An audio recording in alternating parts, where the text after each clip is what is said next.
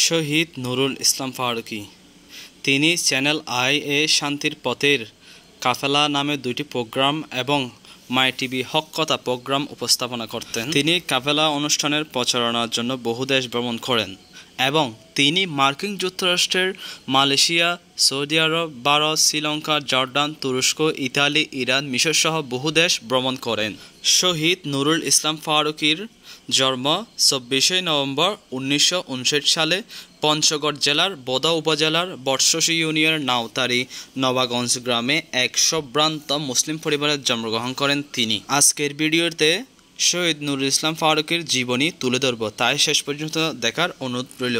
তিনি আহলে সুন্নাত ওয়াল জামাতের আন্তর্জাতিক বিষয়ক সম্পাদক পদে দায়িত্ব পালন করতেন এবং তিনি প্রথমে পুরান ঢাকার রায় সাহেব বাজারে জামে মসজিদের খতিব হিসেবে দায়িত্ব পালন করেছেন।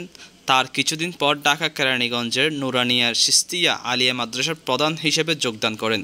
এছাড়াও তিনি ১৯৮৯ সালে প্রথম হজ গমনের উদ্দেশ্যে তিনি মুয়াজ্জামায় মোহাম্মদ মালিকি আলাদির রওজায় ১০ বছর দায়িত্ব পালন করেন। কিছুদিন সেখানে কাটিয়ে আবার ঢাকায় ফিরে আসেন। এ সময় ঢাকাসহ বিভিন্ন মসজিদে ৩৩ বছর ইমাম এবং খতিবের দায়িত্ব পালন করেন। আবার চারচিনা পীর আবু জাফর মোহাম্মদ সালেহ মাজারের দায়িত্ব পালন করেন।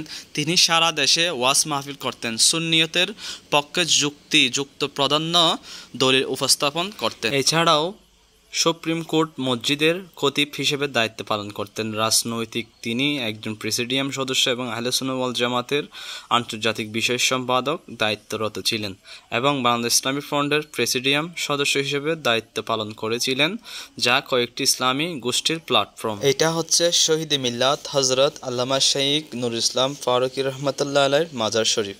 এটা অবস্থিত মুন্সিপাড়া, নাউতরি, রোদা, পঞ্চগড়।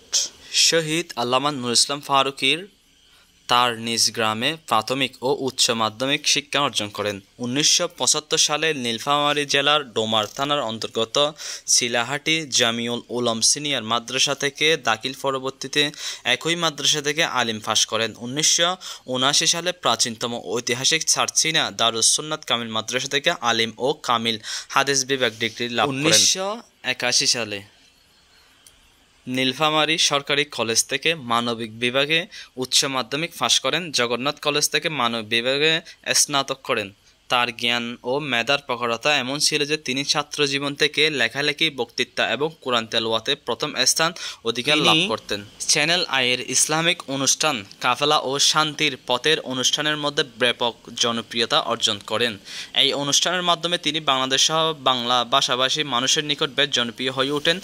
অনুষ্ঠান দুইটির জন্য তিনি মুসলিম বিশ্বের অনেক দেশে ভ্রমণ করেন। পাশাপাশি বিভিন্ন আলিয়া মাদ্রাসার ১৫ বছর শিক্ষকতা, রেডিও, টেলিভিশন ২৫ বছর ওয়াজ নসিহত ও বিভিন্ন ইসলামিক অনুষ্ঠান উপস্থাপন করেন। তিনি কাফেলা অনুষ্ঠানের মাধ্যমে বহু দেশ ভ্রমণ করেন। তার মধ্যে উল্লেখযোগ্য দেশগুলো হচ্ছে আমেরিকা, মালয়েশিয়া, সৌদি আরব, ভারত, শ্রীলঙ্কা, জর্দান, তুরস্ক, ইতালি, ইরান, মিশর ইত্যাদি। তিনি বিভিন্ন দেশে গিয়ে আউলিয়া একরামের দর্শনীয় স্থানগুলো তুলে ধরতেন। তিনি সত্যটা তুলে ধরতেন সবসময়। তিনি মক্কা শরীফ, মদিনা শরীফ গিয়ে রাসূল পাক সাল্লাল্লাহু আলাইহি ওয়াসাল্লাম দর্শনীয় যেগুলো স্মৃতি রয়েছে সেগুলো সবসময় তিনি মানুষের কাছে তুলে ধরতেন। তিনি ২০০৪ সাল থেকে ট্রাভেলিং করেন। তিনি ইসলামের দর্শনীয় স্থানগুলো তিনি যেগুলো সত্য সেগুলো সবসময় তুলে ধরতেন মানুষের কাছে।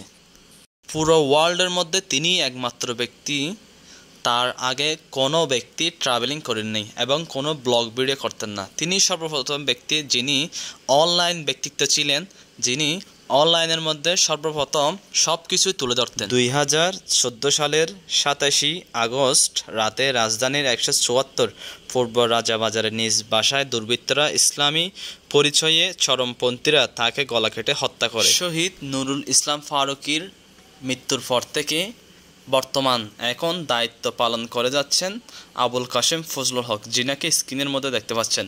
তিনি বর্তমানে সৌদি আরব, মক্কা, মদিনা বিভিন্ন দেশে ভ্রমণ করতেছেন। তিনি শহীদ নুরুল ইসলাম ফারুকীর মতো সত্যটা মানুষের কাছে তুলে ধরতেছেন।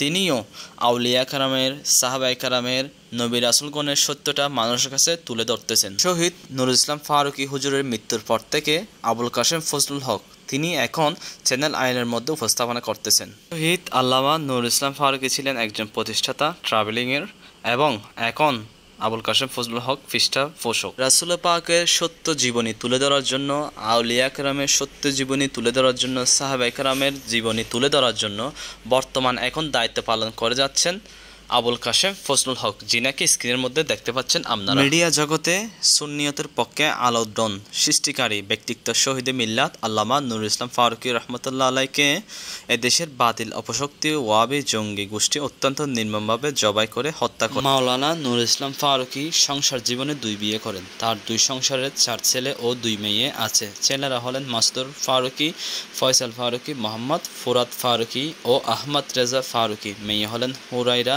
তাবাসসুম তোবা এবং লাবিবা তোবা। তার জানাজায় লক্ষ লক্ষ মানুষ অংশগ্রহণ করেছিলেন এবং তার জানাজায় শরীক হয়েছিলেন। তিনি ছিলেন সুন্নিয়তের নক্ষত্র, তিনি ছিলেন সুন্নিয়তের গর্ব, তিনি ছিলেন সুন্নিয়তের অহংকার।